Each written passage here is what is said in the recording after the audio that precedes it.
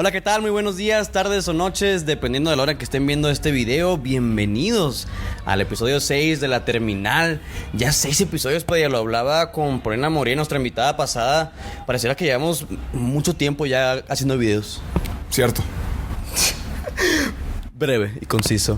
Muchachos, como pueden ver en el título de hoy, vamos a estar hablando de las elecciones y sus cosas. Porque para darles un poco de contexto a la temporalidad, pues estamos a escasos días de que sucedieron las elecciones tan importantes que fueron las de este año, donde tuvo victoriosa la doctora Claudia Sheinbaum. Estaremos platicando de si acaso nos convertiremos en Venezuela, qué pasará con, qué representa que haya ganado la morenista y demás. Queremos firmemente pedir ello de que no pudimos haber traído un mejor invitado que el que traemos el día de hoy, porque te platico. O sea, el tipo ya tiene una carrera en economía. Y si no es suficiente, ya va por la de derecho. Es un tipo muy inteligente, es gracioso y podemos decir que es nuestro amigo. Así que por favor, demos la bienvenida a Wema, por favor, un aplauso. ¿Qué onda, Wema? ¿Cómo estás, Wemac? Oye, no va a hablar. ¿Cómo? Te comento aquí en confianza, sabes que lleva como una semana más o menos sin jugar Fortnite, güey. Le está dando síndrome de abstinencia precisamente. Ok, ojalá pues quiera hablar. Sean bienvenidos a La Terminal con Sebastián Rivas y Héctor Padilla. Ahora sí, muchachos, bienvenidos a este sexto capítulo ya con Wema, que esperemos que ya esté a disposición de hablar. Wema, bienvenido a La Terminal, ¿cómo estás? Pues muy bien, gracias por la invitación. Una disculpa, ahorita no pude hablar, unos efectos secundarios de no jugar Fortnite. Sí te viste muy serio, como muy tenso. Oigan, pero sí, antes de empezar a hablar como de a lo que nos compete, digamos, este sujeto, y si prestaron atención en el capítulo anterior, platicamos de que Padilla platicó de que Wema tiene un horario europeo. O sea, el tipo, o sea, platícales por favor así brevemente de que cómo es tu horario, o sea, de sueño. Bueno, pues quiero empezar diciendo que de hecho tuvimos que posponer la grabación de este episodio un día, precisamente por esa problemática. Sí. Y es que, bueno, también debo decir que Padilla me dice las cosas un día antes. No, ni siquiera un día antes, como 12 horas antes de que se vayan a concretar. Sí, pero bueno, eso es otro tema. Volviendo al punto, yo le dije a Padilla que la verdad yo no iba a poder hasta la siguiente semana que ya hubiera regulado mi sueño, porque pues se te obligó? tengo un ligero desfase de sueño. No, o sea, yo le dije, oye, pues podemos hacer esto. Órale. Sí, pues no quería dejarlos esperando, ¿sabes? Muchas gracias. Me dijo Padilla, urge esto ya. Así. A la brevedad. Entonces, pues yo prácticamente yo no dormía de noche, dormía de día y vivía de noche. Y pues esa fue la problemática. Un vampiro eras, Wema. Prácticamente me dormía. Sí, pues, sí, el señor de la noche. Oye, no, pero hablamos antes de que pues encontraste algunas causas porque pues precisamente a lo mejor no tenías mucho que hacer y eso lo propicia. No, sí tengo mucho que hacer normalmente. Solo es que hay periodos. No, nunca. Hay periodos cortos de tiempo en los que pues me libero. O sea, no tengo una actividad al día siguiente. Ajá. Y de cierta manera creo que mi inconsciente interpreta esto como una señal de que puedo vivírmela tranquilo. Órale. Puedo desvelarme y puedo disfrutarlo. Como que de cierta manera disfruto desvelarme sabiendo que no tengo nada que hacer al día siguiente. Órale. Y mi mente abusa de eso. O sea, no es bueno. Duerman bien. Sí, duerman bien. Ya lo hablamos ya con el episodio de Paulina Muriel, pero pues sí, nada, iniciando a lo que nos compete, jóvenes. Por favor, quiero que le expliquen a la audiencia, me expliquen a mí qué representó la victoria de Claudia Sheinbaum el pasado 2 de junio. Bueno, primero que nada, aclarar que esta es posiblemente dentro de la época democrática de México la victoria con más diferencia entre el primer y el segundo lugar, ¿no? Desde Fox, Calderón, Peña Nieto, López Obrador incluso, Sheinbaum es quien ha obtenido una victoria con más ventaja con respecto a quien más le acercaba, una ventaja casi de 30 puntos.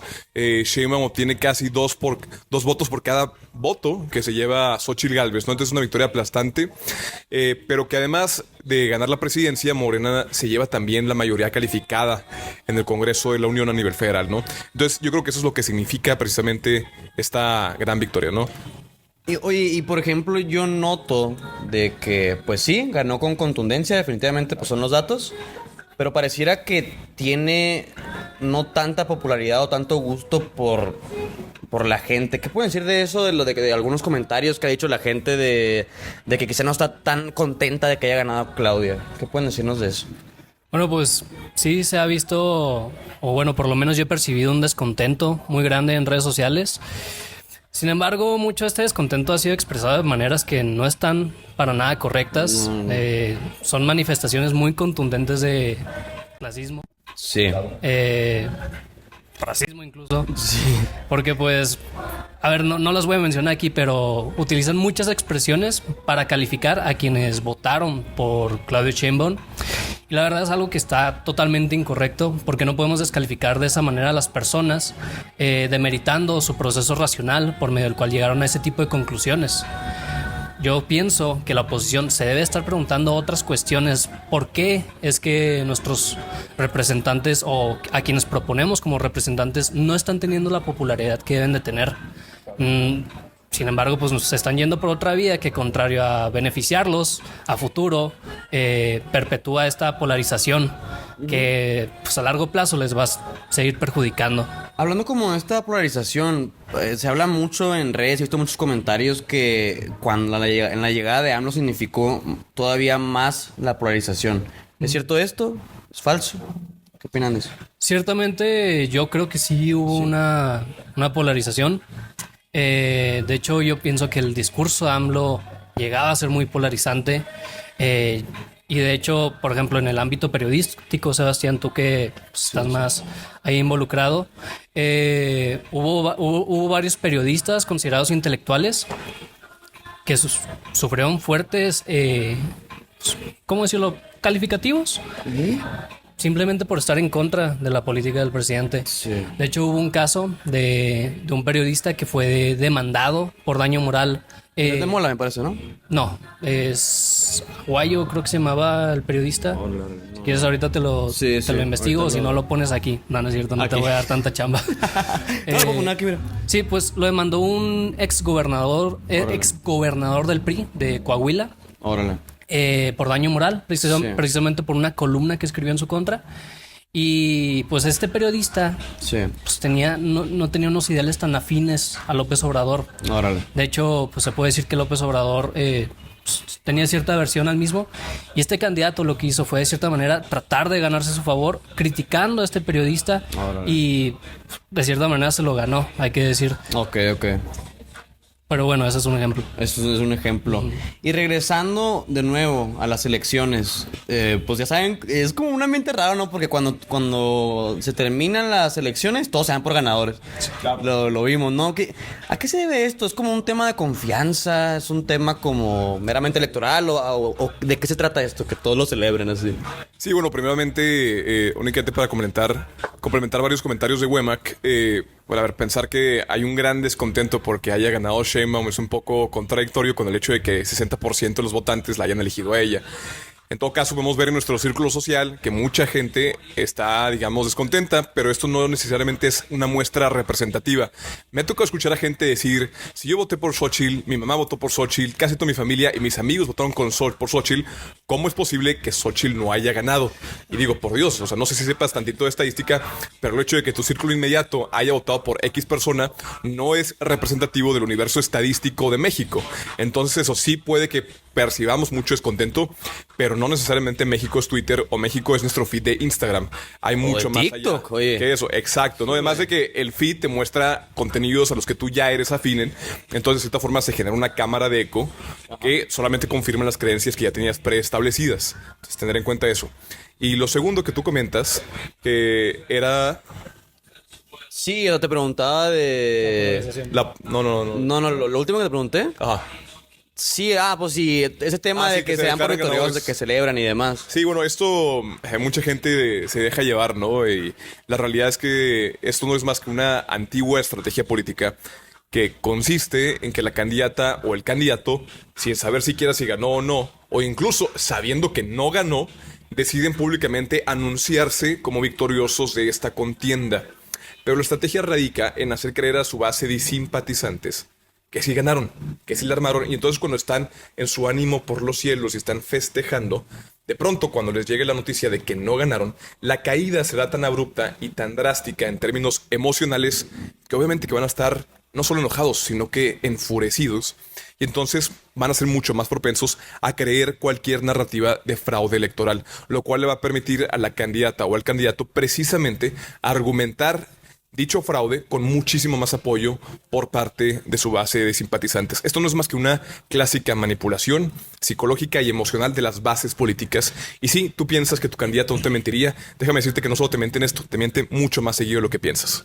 Y ahora, siguiendo como en esta línea del post ganar o el post perder, ¿qué pasó con Xóchitl que pedía como que se trató de un fraude? O sea, ¿hubo fraude en los votos? ¿Qué pasó ahí? Digo, se tardaron un poco más de la cuenta, ¿no? De lo que normalmente sucede. Pero ¿qué pasó? ¿Hubo fraude? Digo, yo personalmente, para mí no hay indicios de que haya habido un fraude. Y pues prácticamente se me hace más una cuestión pues, mediática, política. Ok. De hecho, para futuros procesos, yo les recomendaría a quienes vayan a votar que una vez terminada la votación, vayan y le tomen foto al acta que pegan ahí con la contabilización de los votos. Y esa misma acta, ustedes la pueden escrutar, pueden introducir la sección de su casilla en el mismo portal del INE. Y ahí pueden comprobar si efectivamente los votos se reflejan de la misma manera en la que se refleja en el acta. Y de hecho, varias personas lo han hecho y sí dan esos votos. Además de que los mismos procesos de conteo de votos, no creas tú que lo hace el instituto, lo hacen los mismos representantes de casilla con los escrutadores. Y es al mismo tiempo en el que son vigilados por representantes de los partidos. Entonces, todo esto se repite en cada casilla y hace que sea un proceso difícil de alterar. Ok. Entonces, personalmente yo creo que es dudable que haya sido un fraude. Ok. Y en todo caso, si hay una variación en la representación real de los votos, es mínima. ¿Padilla? Sí, igual yo coincido con Wemac. Es un proceso que se ha ido perfeccionando conforme la democracia mexicana ha ido madurando. Pero también hay que saber diferenciar entre que no es lo mismo decir que hubo un fraude electoral que determinó la elección a decir que hubieron irregularidades o incluso ilícitos, porque sí los hay. Ahora también es cierto que estos ilícitos no ocurren únicamente por parte de una fuerza política. Puede argumentarse que en realidad irregularidades, compra de votos, coerción del voto, todo ese tipo de prácticas indebidas son realizadas por todas las fuerzas políticas del país. Pero ahora, irnos al extremo de decir que hubo un fraude, pero además un fraude que influyó con una diferencia de 30 puntos porcentuales, es una locura, es francamente insensato, es incluso catalogado como irresponsable. ¿Por qué irresponsable? Porque podemos llegar a un punto en el que ya nadie quiera reconocer nunca una elección en México. Ahora, lo más irónico de todo esto en sentidos históricos es que en el 2006 hubo una elección entre Felipe Calderón y López Obrador. La elección quedó con menos de un punto de diferencia. Era mínima. Y ahí se dijo que no era fraude. Y ahora las mismas personas que en su momento dijeron que no era fraude la elección del 2006, que la verdad es que sí, era en todo caso más razonable. Oye, lo peor es que pasaron días. Claro. Pasaron días de que se hiciera el recuento de votos. Exacto. Y entonces, si en ese momento, con todas las circunstancias que sí podían indicar un fraude realmente, pensar que ahora con 30 puntos de distancia, que además con un presidente que termina su sexenio con casi 60 y tantos % de aprobación, y cuando las encuestas consistentemente nos dijeron que ese iba a ser el resultado, a excepción de Massive Color, ¿no? Que según ellos iba a ganar que iba a ganar Xóchitl, y ya salieron a disculparse públicamente, pues no tendría ningún sentido, francamente, en mi opinión. Ok. Bueno, que no sé si tengas algo que... Bueno, para reforzar un poco el punto que menciona Padilla de las encuestas, yo le dije a mi papá, las encuestas van a quedar así. 60 Claudia y pues ya 10 minus y lo que queda para Xóchitl. Y pues no soy un profeta, ¿verdad? Pero la mayoría de las encuestas coincidían en estos montos. Claro. Las fiables sobre todo, ¿verdad? Las importantes. Las que son... Sí, pues sí, las importantes. Había una que otra que variaba. Por ejemplo, hubo encuestas que se malinterpretaron porque posicionaban a Xóchitl como ganadora. Bueno, no ganadora, con más popularidad. Pero esa encuesta fue realizada en estudiantes del ITAM. Entonces se tergiversó y pues, se dudó de la fiabilidad de esta encuesta, obviamente. Pero en general, todas las encuestas apuntaban a lo mismo, tenían las mismas tendencias y mismos márgenes de puntuación.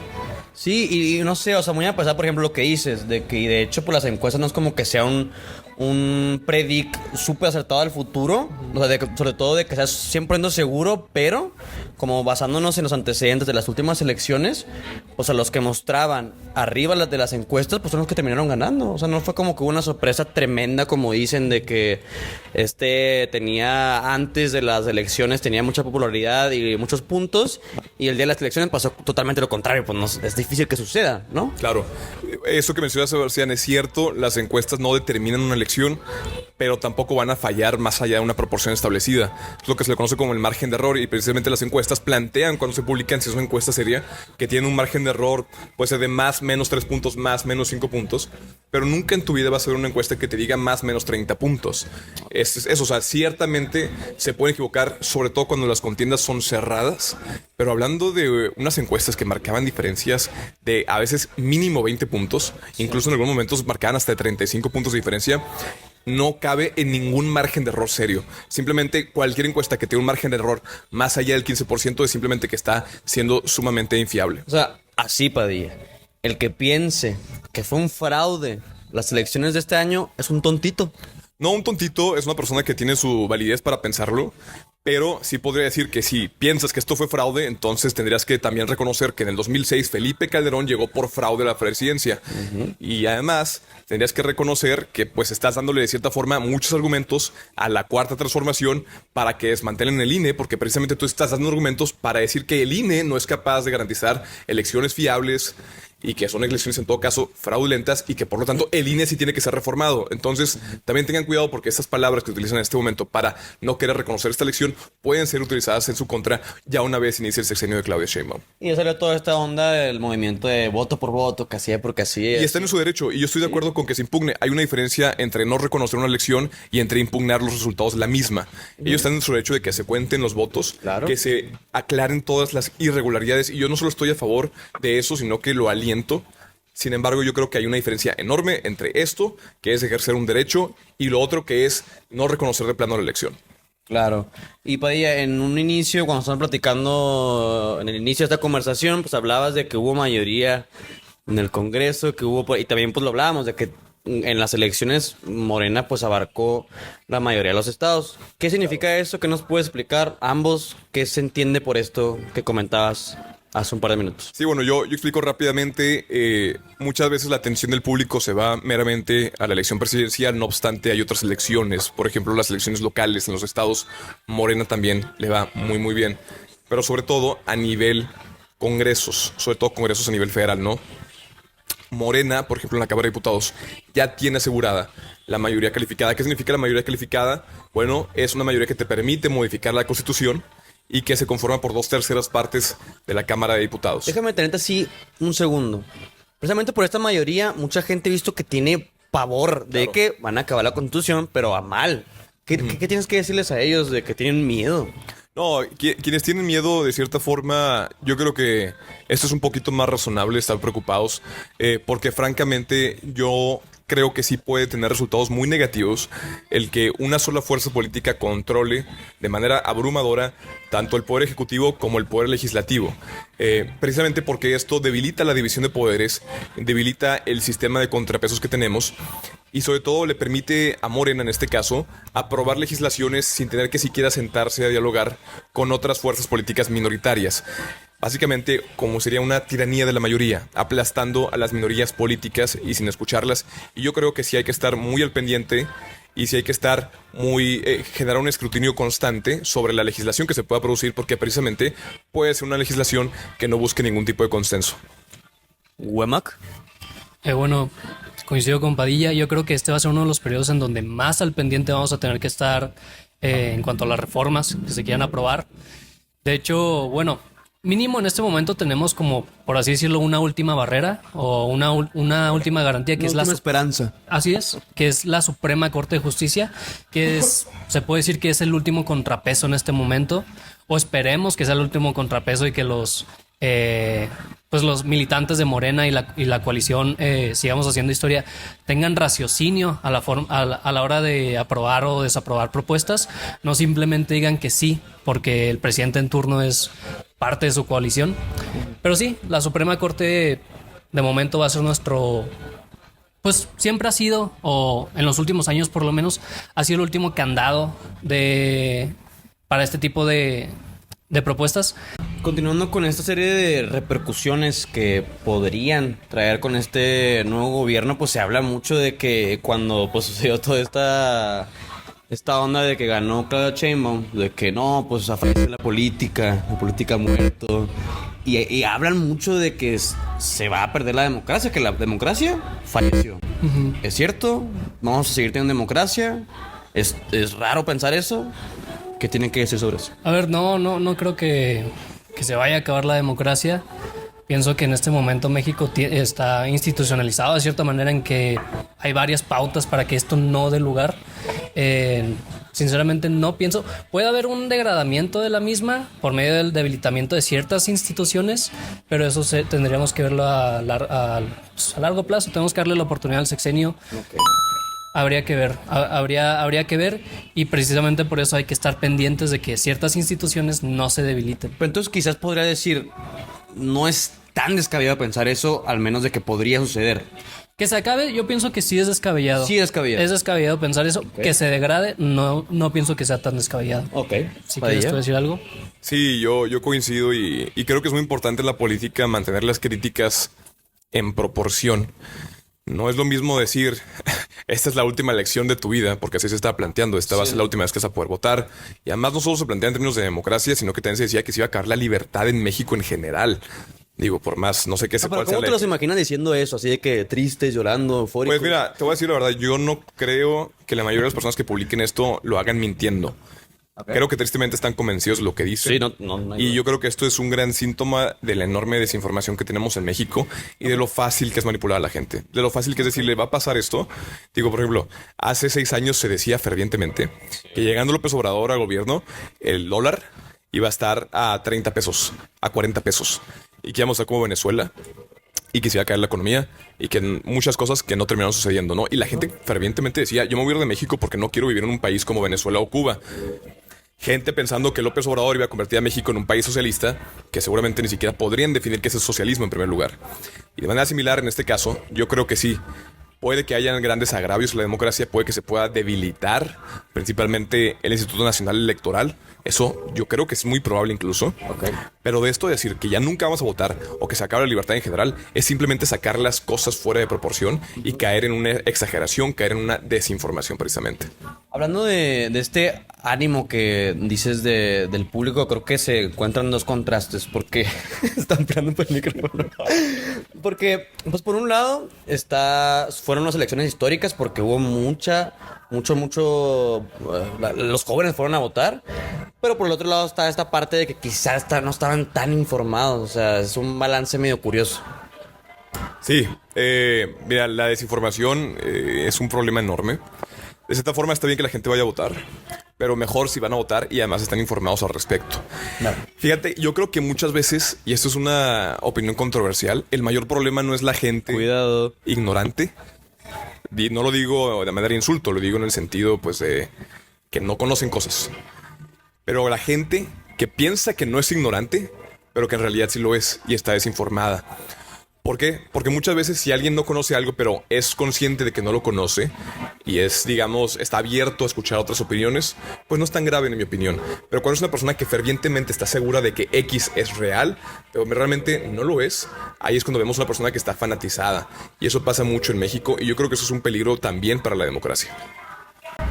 ¿Cómo era el dicho? Una vez me lo habías mencionado, sí. De lo que nos hace caer no es aquello que no sabemos, sino aquello que no sabemos y queremos saber. Algo así, exacto.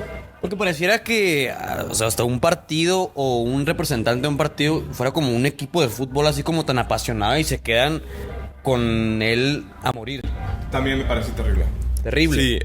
Sí, son equipos de fútbol, digamos. Yo, Sebastián lo sabe aquí también, Wema. Yo creo que casi todos que me conocen lo saben. Soy muy fanático del Madrid. De manera similar, Sebastián del Barcelona. Madrid no hay respeto. Del Barcelona. Pero, por ejemplo, yo jamás me cambiaré el Madrid. Tú no te has cambiado el Barcelona a pesar de todas las desgracias. Porque le eres leal a un partido, ¿no? Pero no a un equipo. Sí. Pero pensarnos de esa forma con los partidos no me parece correcto. Tampoco por decir que hay que estar cambiándose de partido a lo loco. Pero sí en el sentido de que, a ver, si un partido de pronto traiciona los ideales con los que este partido surge en primer lugar, ¿qué sentido tendría quedarse ahí? ¿Qué sentido tendría comportarnos como una tribu?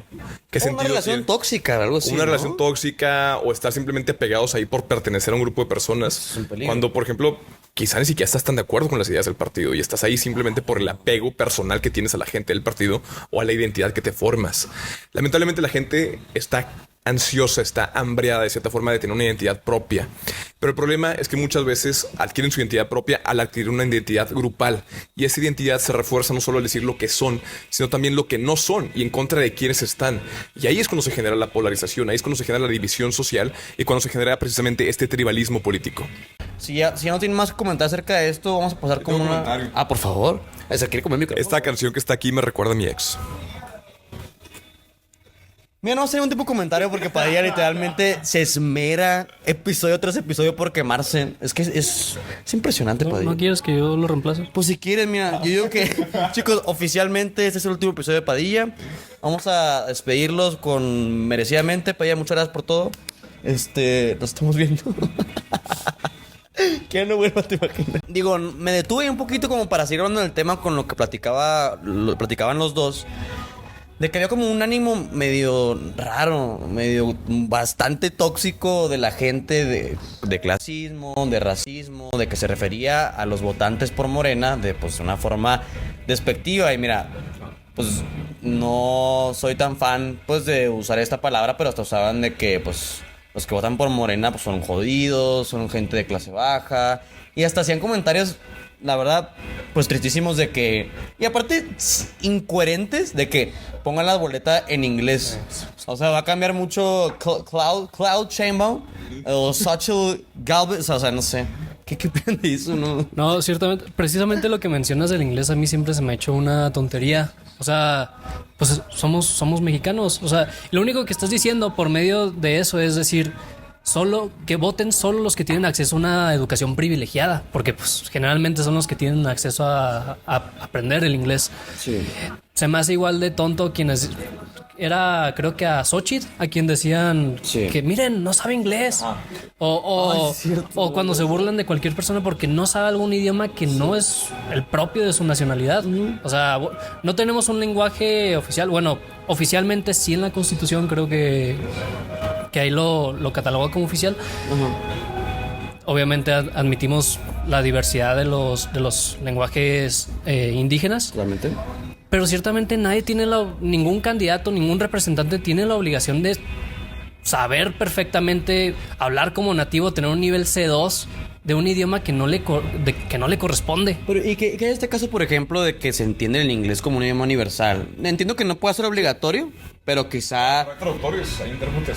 No, pero digo, la comunicación nunca va a ser igual si ambos hablan el mismo. Pero yo te pregunto, por ejemplo, ¿qué presidente de los Estados Unidos ha sido fluido en español? O cualquier otro idioma en general. No, pero precisamente lo digo porque el español no es un idioma tan universal como el inglés. No, claro. Bueno, a ver, para empezar, es el segundo más universal, de cierta forma. ¿El segundo? Sí, es el segundo también más hablado. Pero, de todas formas, en el sentido de que por ejemplo, los presidentes estadounidenses usan intérpretes, ¿no? Entonces, uno podría plantear, bueno, sí sería conveniente que hablara inglés, pero realmente la diferencia sería prácticamente nula, porque a ese nivel tienes acceso precisamente a intérpretes y a vías de comunicación oficial, para empezar. Si nosotros creemos que los grandes tratos en el mundo entre un país y otro se dan así simplemente por hablarlos, pues estamos muy equivocados. Son contratos que se firman entre naciones y que tienen un trabajo muy extenso por parte de diplomáticos, que además es un trabajo en su mayoría escrito. Entonces, realmente, si bien el inglés puede ser una habilidad muy buena, si vas a estar trabajando, por ejemplo, en una empresa, para cuando estás trabajando como presidente o presidente de México, realmente, por ejemplo, en el caso de Xochitl Gálvez, ¿qué importa si lo hablas o no? O incluso más cabrón, o sea, ¿qué importa si lo haces con buen acento o no? Yo recuerdo mucho, por ejemplo, que en 2018 se criticaba a AMLO precisamente por esta razón, y luego veíamos a Ricardo Anaya diciendo de que es insulting and unacceptable, o luego de que México es la región más competitiva de todo el mundo, o así. No. Hablando de que en francés, ¿no? De que no creo que eso realmente te haga un presidente más competente con respecto a otros, ¿no? Miren, les voy a leer rápidamente el famoso, que bueno, que creo que todos los jóvenes al menos lo vimos en Instagram el 2 de junio, días antes también, que compartían esas historias, que decía de que, pues rápido lo de, en mi humilde opinión, así empezaban, ¿eh? No importa si te cae bien o no, Xóchitl, pero ahorita es la única esperanza que tiene México. Y nosotros los jóvenes somos los que tenemos el poder de hacer el cambio. Y quienes están a favor de Maines podrían entender sus razones, pero no es opción. No tiene posibilidades de ganar y simplemente está para dividir los votos. Lamentablemente todos los gobiernos han sido corruptos y seguramente seguirá así, pero lo que está en juego hoy en día es nuestra democracia y libertad. Postdata, si se pierde la presidencia, mínimo no hay que perder el Congreso. O sea, ¿qué tan grave es esto? O sea, ¿esto podría catalogarse como imposición al voto o no tan así? A ver, pues no es una imposición como tal, o al menos no es una imposición con coacción de por medio, más bien es una imposición persuasiva, si se puede llamar así, que creo que no, porque pues, no van de la mano la persuasión y la imposición. Pero sí, ciertamente la persona que redactó esa cadena, sí. No sé con qué fines lo hayan hecho. Puede ser que los hayan hecho con mediáticos, pero si de verdad lo piensa, esa persona cree estar en una esfera intelectual tan alta que pues, de alguna manera hace que crea que es válido demeritar los pensamientos de los demás o las posiciones políticas. Bajo el mismo argumento de que Maines no iba a ganar, ciertamente lo que nos iban diciendo las encuestas es que Xóchitl tampoco iba a ganar. Sí. Ni aunque Maines declinara a favor de Xóchitl, iba a ganar. En primera, porque ese 10% de Maines, si declina, no quiere decir que se va a ir directo a Xóchitl. O sea, la mayoría se iba a Claudia. La mayoría se iba a Claudia porque, pues, con esta cuestión de que es un partido de izquierda, es más afín a los ideales de Movimiento Ciudadano. Claro. Oigan, yo nada más quiero, porque es que ya veo los comentarios de los clips. Digo, no sé si tanto como de YouTube, pero ya los comentarios de los clips que van a decir de que no, pues estos 3 morenistas, ¿qué onda? O sea, quizá haciendo de que... Por Morena. No, digo, o sea, de hecho yo tampoco, o sea, para la presidencia tampoco, pero ¿qué se dicen de que, oigan, qué onda con esos morenistas? No, pues es que sería gente fanatizada. Muchas veces, por ejemplo, alguien de derecha ve a alguien que tal cual está dando una opinión de centro, pero para él es de izquierda, precisamente por lo fanatizado que está. Les digo tal cual, yo no voté por Claudia Sheinbaum. Yo no voté, en realidad, en su mayoría por Morena. De hecho, di un voto cruzado. Le di 2 votos a Morena, 2 votos al PAN y 2 votos a Movimiento Ciudadano. Particularmente yo voté por Jorge Álvarez Maínez precisamente. Y de hecho toda mi familia votó por Maínez. No sé ustedes cómo han estado en ese sentido. No, pues yo creo que mi familia en su mayoría fue por el PAN. Yo personalmente sí voté por Jorge Álvarez Maínez. En lo demás, precisamente por una cuestión de contrapeso, traté de votar por partidos que no fueran de la coalición. Sí, habían casos en los que de plano no había de dónde salvar a la oposición en ciertas propuestas. Y hay propuestas que sí son buenas de la coalición. Si vamos haciendo historias, hay propuestas que no son. De hecho, muchas veces, si quieren, pueden checar la página del INE previo a elecciones. Ahí vienen los candidatos, su registro y las propuestas que traen. Había candidatos de la coalición, si vamos haciendo historia, que no, pues como tal, no planteaban propuestas, y había candidatos de la oposición que hacían lo mismo. Pero sí, prácticamente así dividí mi voto. Pero no somos morenistas.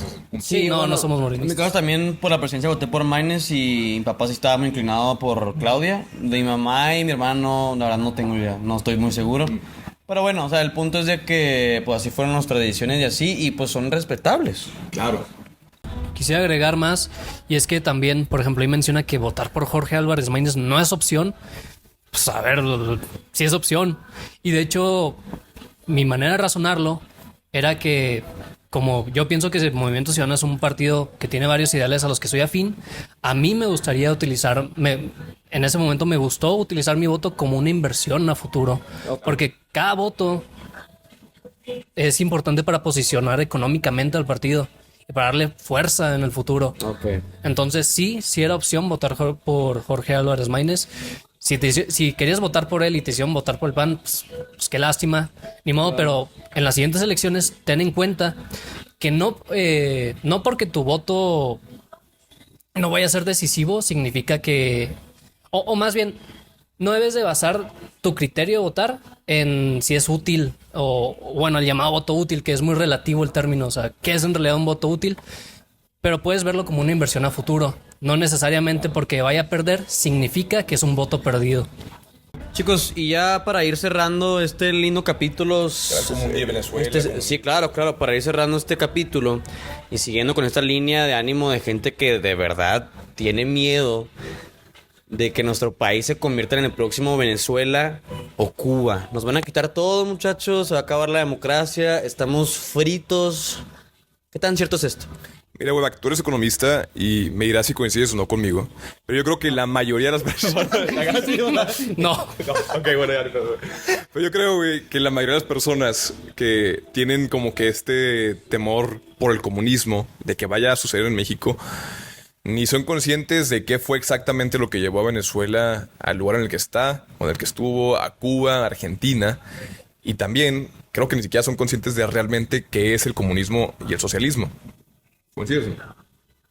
No. No te creas, sí coincido totalmente. ¿Nos puedes dar una definición de ambos y decir que sí son algo diferente? Bueno, en resumen, socialismo consiste básicamente en que los medios de producción no son privatizados, son, por así decirlo, socializados. O sea, y no pertenecen al Estado. El Estado es el medio de representación ciudadano por medio del cual se asume que estos son socializados. Claro. Que de hecho precisamente es una de las cuestiones por lo que se asume que nunca ha existido un socialismo verdadero. Ahora, la otra es el comunismo, que pues, creo que tú ya lo has mencionado, en otras ocasiones me lo has mencionado, que es, y además lo he leído, obvio. Pues sí, claramente no. Pues, no, tú. Está dictando qué decir. Cito a Padilla 2022. Pues es como la versión ulterior. Es a lo que es la dirección del socialismo, es el fin último del mismo, es una cuestión utópica, es un sistema en el que pues, se puede decir que no existe sistema, no hay dinero, no hay fronteras, no hay nada que divida la sociedad y ni siquiera es necesario el Estado para la administración de los bienes. Exacto, y por eso sería un oxímoron, sería completamente contradictorio decir que el Estado mexicano se va a volver comunista, porque para empezar, si fuera comunista no existiría el Estado en primer lugar. Y segundo, pues, la realidad es que mucha gente piensa que le van a quitar su propiedad privada. Hay gente que piensa que Claudia Sheinbaum va a erradicar la propiedad privada. Pero es que ni siquiera el socialismo erradica la propiedad privada. Erradica los medios de producción privados, que es algo bien distinto a que vayan a quitarte a tu perro y tu sofá y, o sea, ¿Tu perro? A tu perro. Tu hámster. Ajá, exacto. Tu DSi. Exacto, entonces eso no va a suceder. Y además déjenme decirles que si alguien en todo caso podría haber acercado a México a un riesgo de crisis económica como Venezuela, Argentina o Cuba, hubiera sido Xóchitl Gálvez. Y les voy a explicar por qué.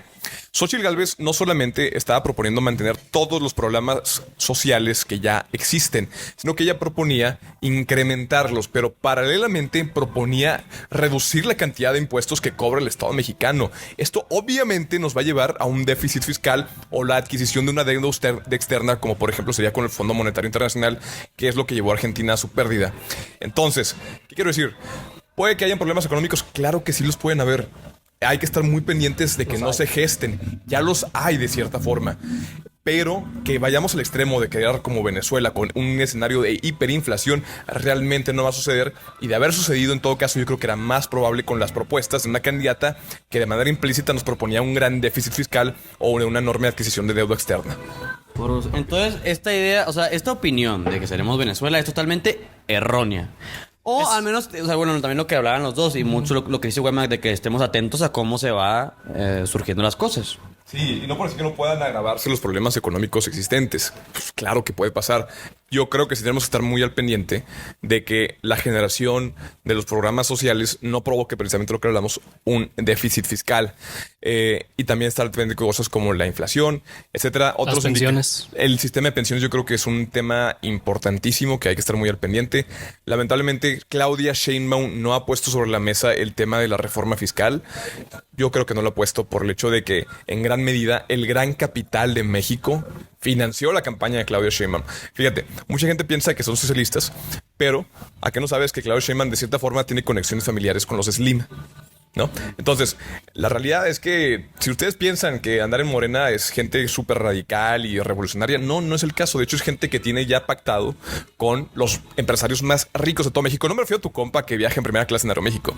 Me refiero al cabrón que es dueño de Aeroméxico. Entonces, realmente véanlo de esa forma. Por ejemplo, ahondando más a lo que mencionó Padilla, hubo cierto empresario cuyo nombre no voy a decir. ¿Por qué, güey? No, No, sí, pues es muy famoso, o sea, ellos van a saber. Tiene mucho que ver ahí Dilo, güey, con Electra. dilo. No, pues primero voy a decir eso porque si no ya es mucho tiempo. Esos 5 segundos me van a llevar mucho.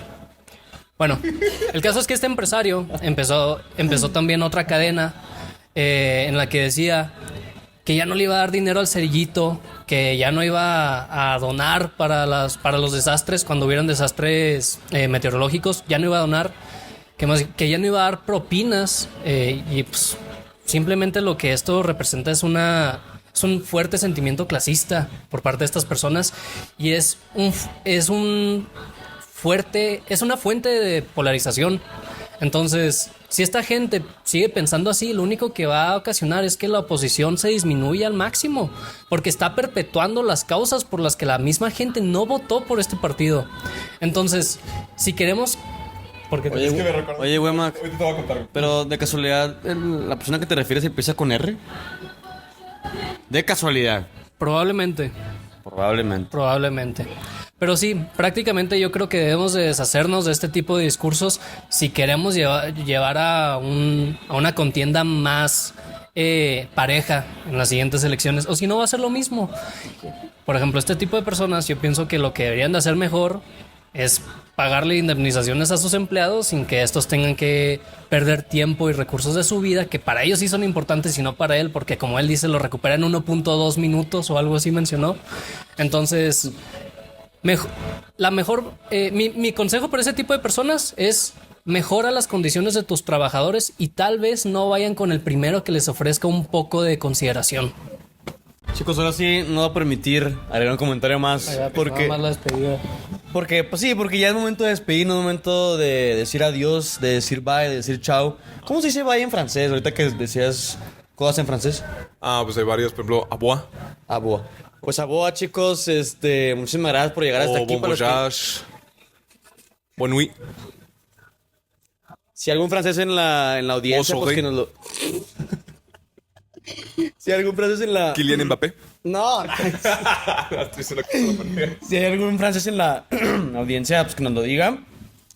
Pero agradecerles por llegar hasta acá. No olviden pues suscribirse, por favor. ¿Le puedo decir que se suscriban y le den like, por favor, a la gente? Suscríbanse y denle like y vean todo el video que pues, nos quedó largo, ¿no? Nos quedó largo, pero muy interesante. Pues es un tema muy...